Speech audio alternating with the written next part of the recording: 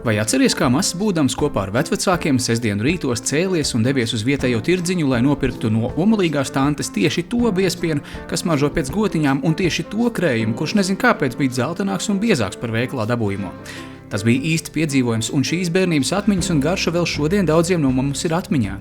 Arī Sijā lauku rudzupuķa īpašniekam Viktoram Grūtupam, pilsētas puikam, kam Latvijas lauku patriotisms laikam ir gēnos. Bet skaidrais un precīzais biznesa modelis pārsteidz ar savu mērķtiecību un sasniegtiem rezultātiem rekordīsā laikā.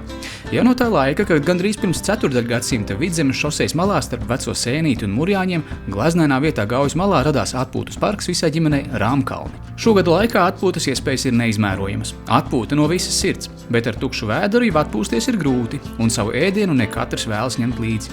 Tā radās pirmais veikaliņš un bistro. Tie jau no paša sākuma bija ar vietējo Latvijas garšu.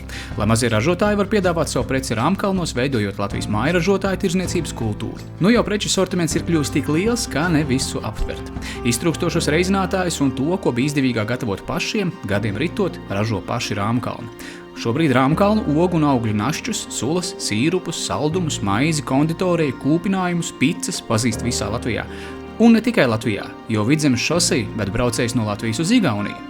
Kas maidot saka paši Rāmkalnu darbinieki, viņiem ir vislabākie kaimiņi pasaulē, jo visi šeit ir laipni gaidīti. Ja runājam par sapņiem, kā nu bez tiem? Veidot vēl bagātīgāku un kvalitatīvāku sortimentu Rāmkalnos. Kur ir, tur rodas. Gan apmeklētāji, gan arī jauni virzieni Sijā lauku rudzupuķa tirdzniecībā, jo gan mēs paši, gan mūsu sapņi ir veidoti no viena materiāla. Ja runā par to, kādus mēs vēlamies redzēt Latvijas laukus, tad pirmkārt apdzīvotus, lai Latvijas laukos ir cilvēki, lai viņi tur strādā, dzīvo, mācās, lai lauki neizmirst, tas pats galvenais. Un lai saglabā dabiskumu un vēlams arī tādu bioloģisku noskaņu, vairāk viss tādā zaļā, dabīgā un dabas audzējošā gultnē.